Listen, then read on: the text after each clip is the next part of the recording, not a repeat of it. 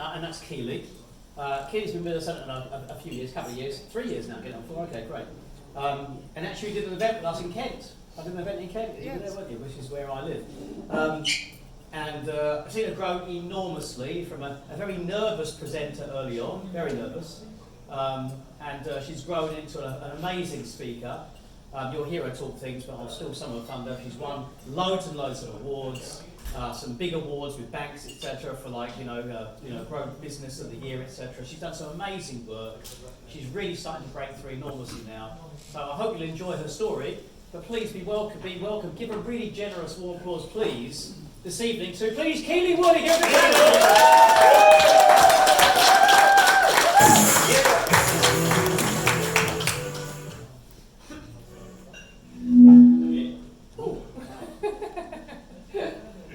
So let me start by asking you a question. Do you remember those parties, the masquerade parties? You don't quite know the real person behind the mask.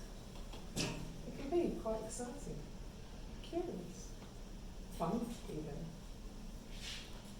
Except, what happens if you have to wear that mask every single day? Let me take you back. It was December 2019 and I'm heading towards security in Schiphol Airport, Amsterdam. And I love it here. It's almost like my second home. I've been coming to and fro for 8 years for work. And you can hear the hustle and bustle and the excitement of everybody going on to their next journey. And it's so easy. You just scan your passport and you're through. And you see those stairs over there? I should take them really. But as always, she's gone rushing off like a bat without a bio leave, rushing up the escalator. No concern for everybody else.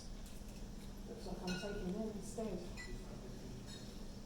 I have to say, my chest is really hurting me and the throat is so dry.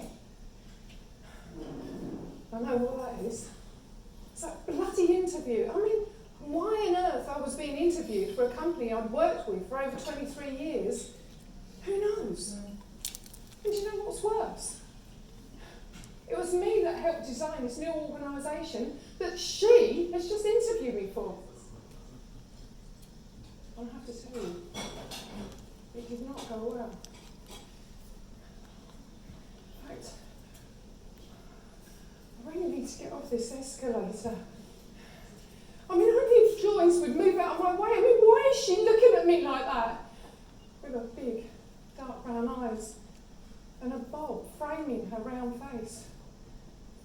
She's got her arms crossed. Now, Joyce, she's a bit like Dawn French from the Vicar of Dibley, but unlike her smile barely meets her eyes. And I don't want to hear what she's got to say. Oh, Keely, what's wrong with you? You look like you're about to have an anxiety attack. When are you going to learn? You are not responsible for your team's future. In fact, your team have said you're not responsible for their future.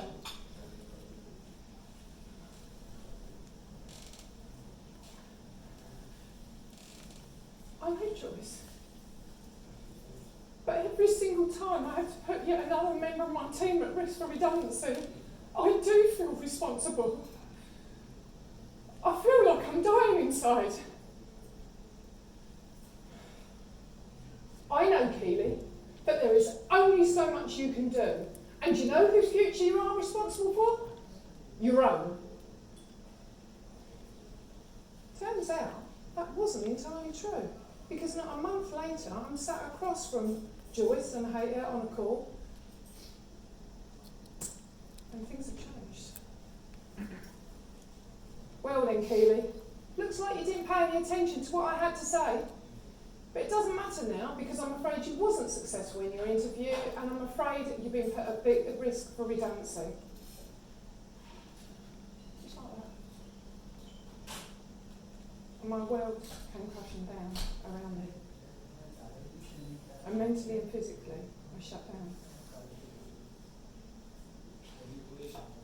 So maybe you have had that time. that you've been wearing that mask of a brave face.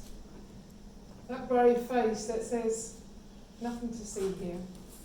That brave mask that says, don't worry about me, I'm fine.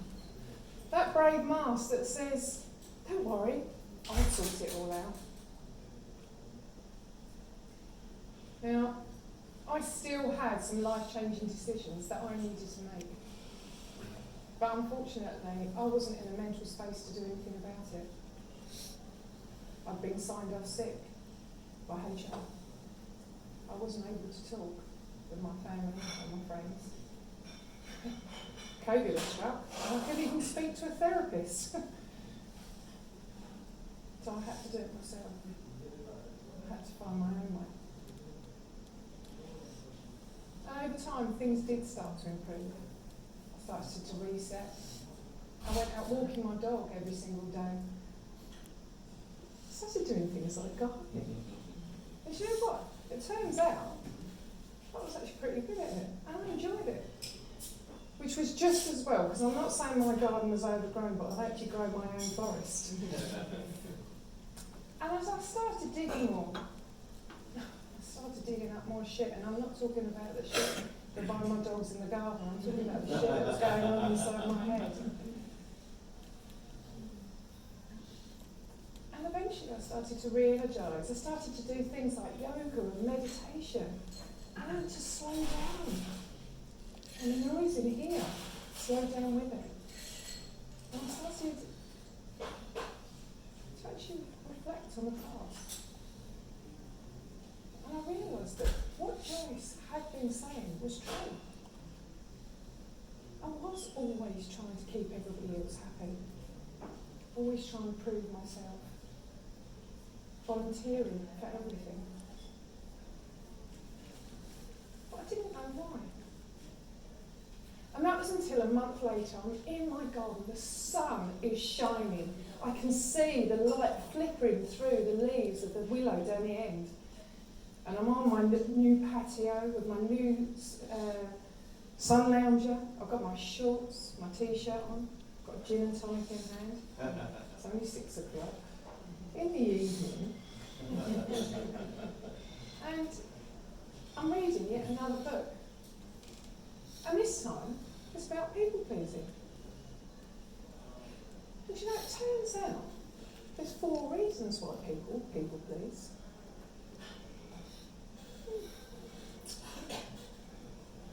The need to serve. I don't think it was that one. That wasn't programmed into me. Well, a little bit of lack of self-worth. Yeah, I don't think it was that one either. Oh, equating it nice with being good. Maybe a little bit of that one. Ah, there you go. A fear of confrontation. Not rocking the boat. Always keeping the peace. The interesting thing is, though, I mean, what drives that fear of confrontation? Is it a need to protect yourself? Is it a need to protect your family? Is it a need to protect your loved ones? Now, I had to dig deep to really, really understand what was driving my need to wear that people-pleasing mask. And the other question is how do you stop people-pleasing? Well, I know how I stopped people-pleasing. I learned to please myself. And I don't mean like that either.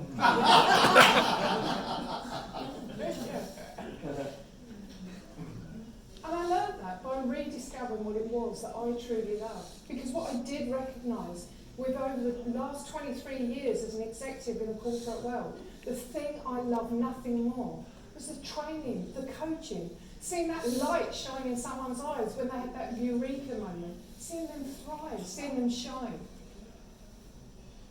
And that was when I realised is that I needed to take a step back from the corporate world and take my redundancy and set up my own coaching business. Isn't it wonderful?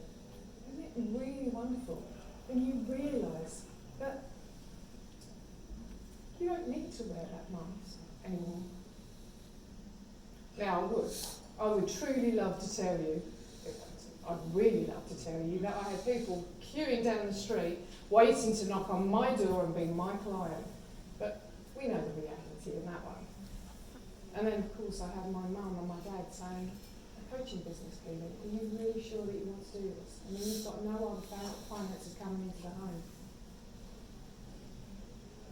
And then I had my wonderful good friends saying, a coaching business? What do you know about running a coaching business? But I knew this was right. I knew that I'd found my wife, and mine was out to help others to rediscover theirs and do what they truly love. And little by little, things did start to improve. At first, you know what I'm saying? Don't work with animals or children. Or husbands. Well, I did start working with my husband, and I helped him to unlock something that was causing him anxiety. And I transformed the way that he was thinking. And then I started doing things like 5-day challenges so I could hone and craft my program to serve my clients in the best possible way. And a couple of months later, I found myself sitting in this little cafe in the heart of Canterbury. And I can hear the hubbub in the cafe, the little chink, chink, chink of the spoon on the side of the china cups, and the rich smell of the coffee, Italian coffee aroma. So clearly I wasn't in Starbucks. And there she is, sat across from me on the table, with her short blonde spiky hair, her blue, sparkling blue eyes, and a smile beaming from ear to ear.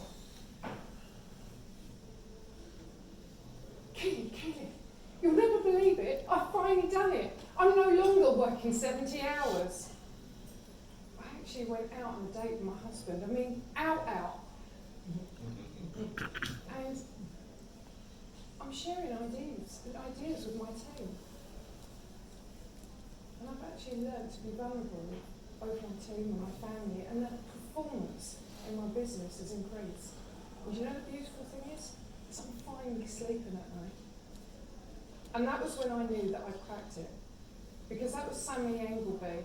She was the director and founder of her own blinds company. And when she did come to me, she was working 70 hours. She wasn't sleeping at night. And the performance in her team was very low. And where am I right now? Well, I now get invited to international speaking engagements, and my first one was in Northern Ireland, Crom Castle, and in front of the Earl of Crom, no less, which was quite an achievement in itself. And then after that, I then got invited to Cancun, Mexico, and I now took a big step, and that was to write a book dedicated to my brother John last year. And I decided to write it 11 days before his birthday. It was the first one without him. And I wrote it in 7 days, and by his birthday it was a #1 bestseller, and I was able to give it to my mum as a gift.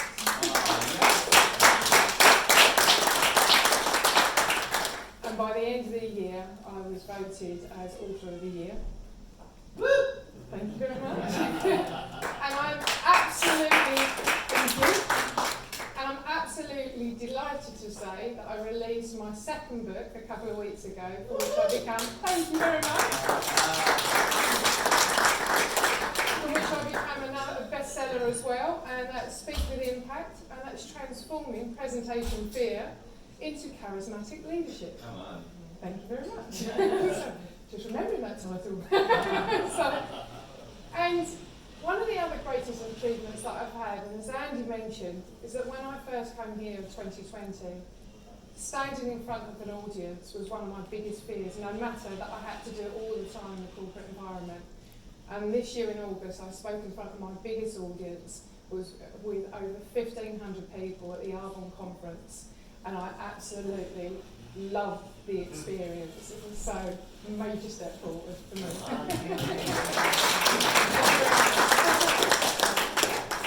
And all of of that I've got to achieve by being able to help my clients using my Freedom Transformation formula, which I would love to be able to share with you.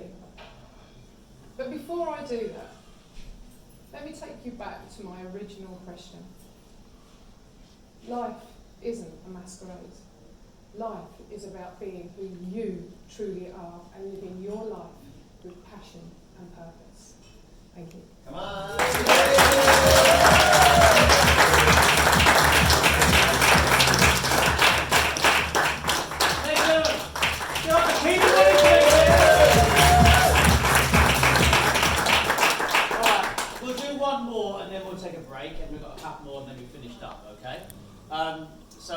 Obviously Michelle's now getting wired for sound over there. So again, another example of a great story. Again, you can see just how powerful the story is becoming now. It's a massive feature of what we do here in the Academy. Hopefully it's beginning to sink in now. I mean, you just heard my story, right? My story went for over an hour. And yet hopefully that time collapses and you kind of like, that you really get that experience of how powerful story is. Now, speaking of powerful stories, the next one coming up probably is a health warning, because it is extraordinarily powerful. And again, it's just another fantastic example of our Tribe Summit storytelling system.